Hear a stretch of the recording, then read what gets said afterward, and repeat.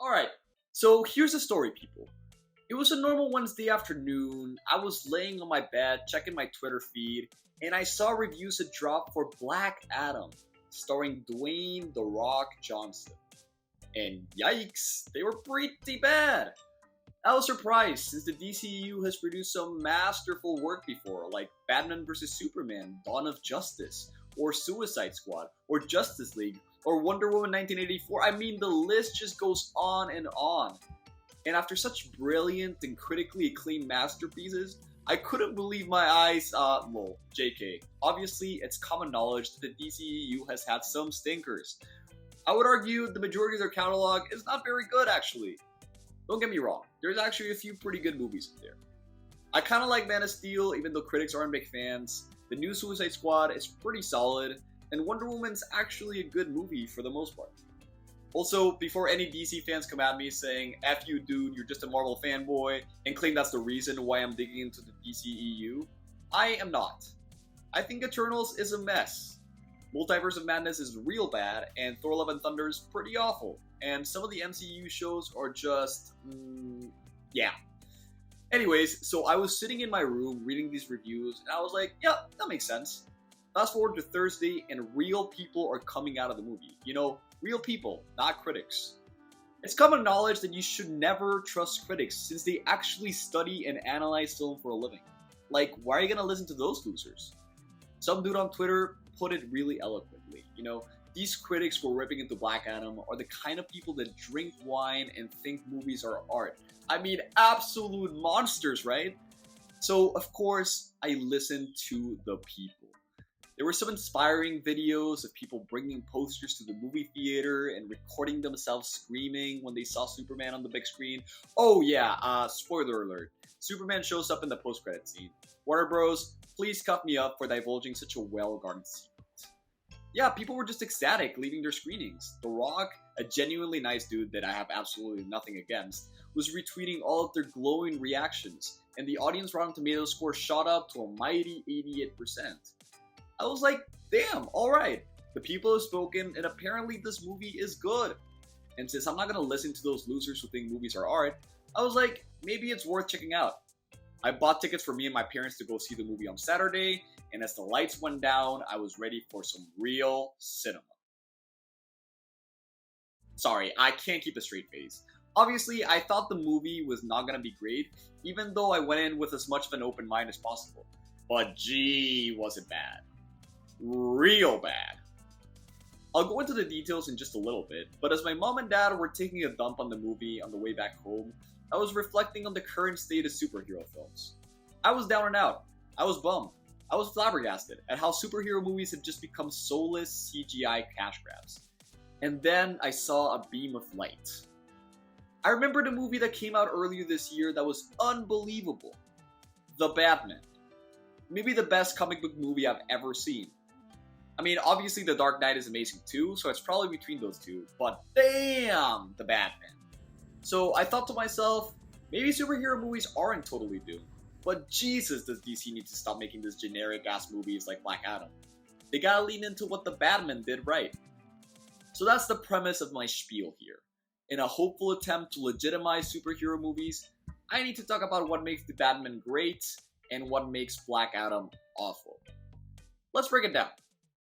Characters. I know this is probably not enough time, but I'm gonna give y'all an hour to run through Cyclone's personality and character arc. She's in Black Adam, by the way. Alright, go. Oof. Yeah, she's not really a character. She's just a person who's in the movie. She kind of twirls and makes a CGI tornado a few times, and that's about as much as I can remember about her quote-unquote character. I honestly feel bad for the actress, although at least she got a decent paycheck out of it, I guess. Alright, I know that might be an extreme example, but the characters in Black Adam are just the most shallow human beings ever put to film. So Hawkman is a dude who cares about due process. That's it. That's him. No backstory, no intimate moments with him, nothing.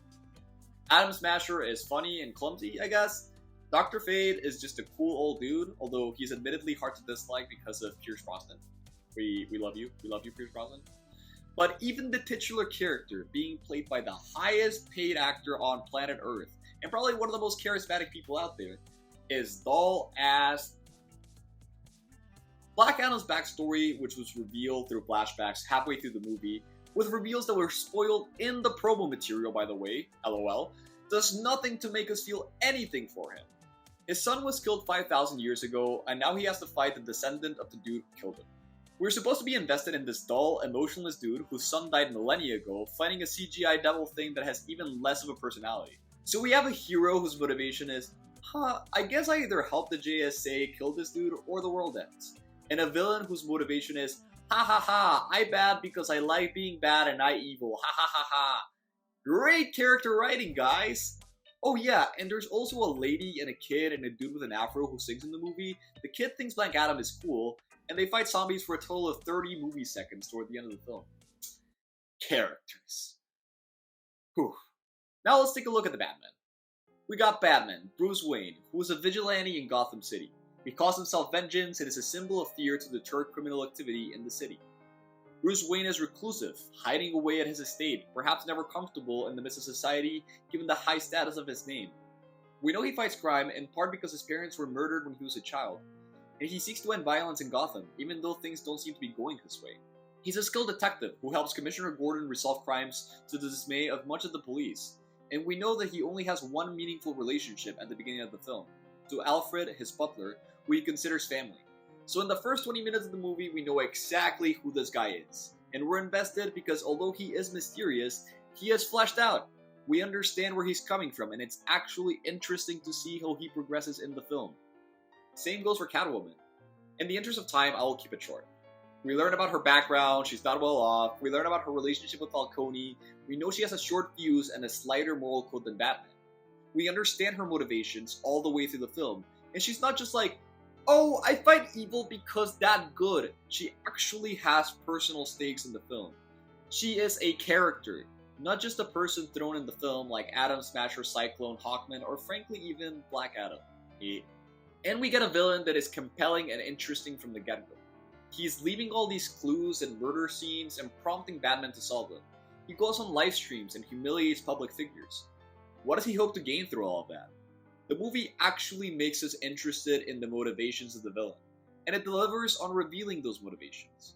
The Riddler is an orphan, just like Bruce Wayne, but unlike Bruce, who had money and resources, he was left to rot in a city with a corrupt and dysfunctional safety net system.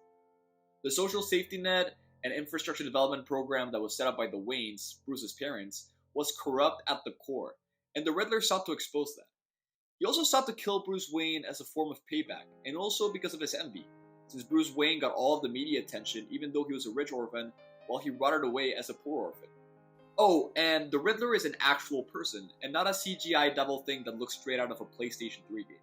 He is a real character that has a genuine connection to the protagonist.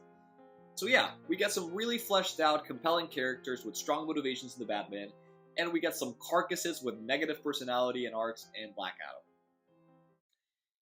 Moving on to the craft. I was seeing some tweets online saying, wow, Black Adam has amazing cinematography, the visuals are stunning, guys, much better than Thor Love and Thunder, guys, which is honestly so funny to me because it's literally about looking marginally better than the most recent MCU movie. And honestly, for the most part, it looks worse. Some of the VFX in Thor 4 are jarring as F, but the color grading in this film is just painful to look at. This looks like a Zack Snyder knockoff where the post-production team grabbed the footage and literally just cranked the saturation up to 11. It looks so ass, I'm sorry.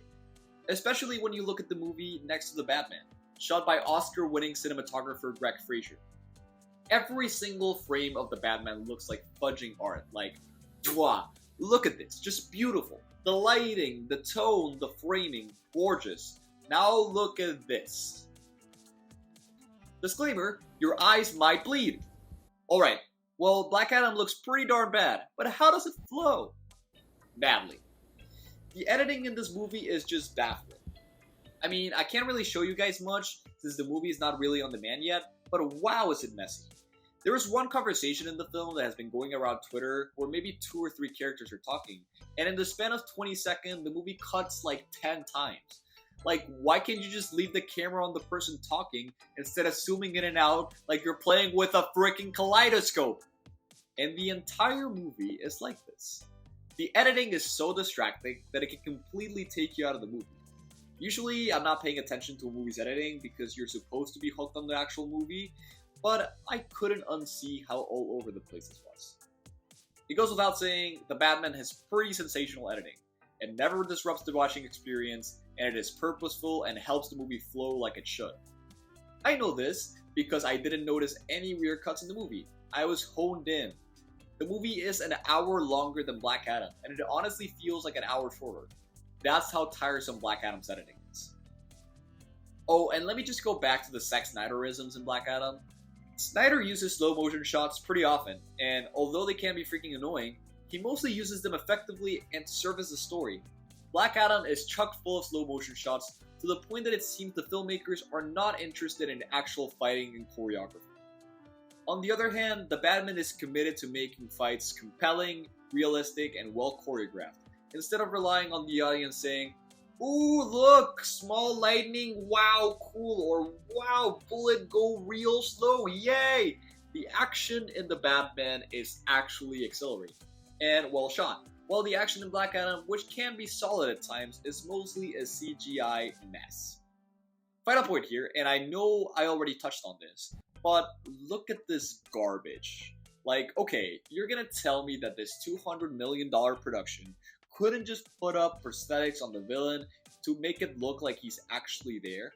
The movie is so unconcerned with how ass the villain looks that they are willing to throw millions of dollars into a crappy VFX dummy instead of actually putting some goddamn effort into making it look good. If the Batman team can make Colin Farrell look like this, then the Black Adam team could have done a lot more work with the villain. Also, notice how I'm saying the villain because I don't remember or care what his name was. Great. Okay, actually, final point now. I literally cannot remember Black Adam's score for the life of me, while the Batman has a masterpiece of a score by Michael Giacchino. I freaking hear it in my sleep, alright? It's a jam, it's epic, and it will never be forgotten. With Black Adam, I am left only with Power by Kanye West. Thanks for that. Alright, final chapter here, the themes and depth. Even if someone got me drunk and managed to convince me that this movie has an actual plot, there is no amount of alcohol and drugs that could make me believe that this movie has anything to say. Like, the most generous reading of it implies that the hour-and-a-half long battle sequence that is the entire movie services a story. The film makes a couple of efforts early on to suggest it's about powerful nations and how they're complicit in allowing authoritarian regimes to oppress less developed nations, with the JSA representing those first world nations. You know how I know that the movie wants us to think that's what it's about? Because the kid and the lady in the movie, whose names I also don't remember, are like, "Hawkman, you're not just, because you, the JSA, and your country let this authoritarian regime oppress us." They literally spell it out word for word. It's like the filmmakers are trying to do a little airplane type spoon feeding for the audience. I despise movies that don't respect the audience enough to let them figure stuff out organically. If I was forgiving, I could understand them doing that slightly, because they want kids to get what the movie's about. The problem is that the whole theme, the grander conversation the movie winks at, is just thrown to the side alongside the lady and the kid. Instead of a moment of reckoning with the JSA where they recognize that they messed up, the movie's like, "Nah, we just make it about a big CGI fight, yay!" And I guess we're supposed to forget that the movie literally is about nothing, because we get to see Henry Cavill's beautiful face in the post-credit scene. And, I mean, it kind of worked for like 5 seconds for me, because goddamn is Henry Cavill beautiful. But I definitely won't let the film off the hook for giving the audience no depth to chew on whatsoever. Meanwhile, we have The Batman, a movie genuinely concerned with threading its compelling plot and characters with actual thematic resonance. The movie plays up how Batman is vengeance, and a symbol of fear throughout most of its duration. Bruce Wayne literally calls himself vengeance, and the word Batman is only uttered once in the film. The Batman is also engulfed in an extremely dark tone, through its cinematography, score, and brilliant use of lighting, emphasizing the darkness of that world and of its protagonists. When the Batman captures the Riddler, the villain reveals that he was hoping Batman would help him realize his plans, as they were both seeking vengeance. As the movie reaches its climax, the Batman confronts a bunch of dudes that were radicalized by the Riddler. One of these men, while questioned by the Batman, calls himself Vengeance. It's at this point that Bruce Wayne realizes that the image he had created for himself, his persona of fear and violence, was actually perpetuating crime in the city. He was in a sense inspiring vengeance by equating himself to vengeance. Matt Reeves, the writer-director, connects the dots for the audience to understand this revelation, but he doesn't do so cheaply or forcibly. Unlike in Black Adam, where a character literally regurgitates the supposed thematic point of the movie to dumb it down enough for infants to understand, the Batman lays the groundwork through its runtime to make the revelation organic. Not only that, but the Batman also uses actual filmmaking tools, and not just the script, to show Bruce Wayne's character beats. How he must become a beacon of hope rather than a beacon of fear. Batman lights a flare, providing the light the city lacks, and helps the citizens escape the rubble. Reaching out, extending his hand to the people of Gotham, letting them know he is an ally and not someone to be feared. After that happens, with the soaring music underscoring Bruce Wayne's growth as Batman, we get our first shot of Batman in the daytime, as he helps transport the injured in a new age of hope for Gotham, with the Batman as the hero the city deserves. The Batman's rich symbolism and filmmaking prowess shed a light on the film's thematic strength, putting Black Adam's relative shallowness to absolute shame. So yeah, there you have it. Hopefully you leave this video thinking, gee, I guess the Black Adam team could have tried harder, or wow, you really can't compare these two films since they are in two completely different planes of existence. But if you don't think that, it's alright. Obviously, these are my opinions, and you can think the Batman is ass and Black Adam is a masterpiece. It's a free country and it's a free world. The only thing I ask of you is please do not call for Robert Pattinson's Batman to fight Black Adam or Superman or any other established hero in the DCEU. Like, I would rather die a slow and painful death than see Rob Pat dragged into the connected DCEU. Honestly, if people on Twitter want to see this happen, just bring back Ben Affleck and have that be your generic DCEU Batman. Just leave my boy Rob Pat alone. Anyways, thanks for watching. I hope I didn't upset too many people with my takes, because again, they are just my takes, one dumb guy on YouTube. Please watch The Batman, and if you want to watch Black Adam, feel free to do so. I appreciate your time and support, and as always, peace!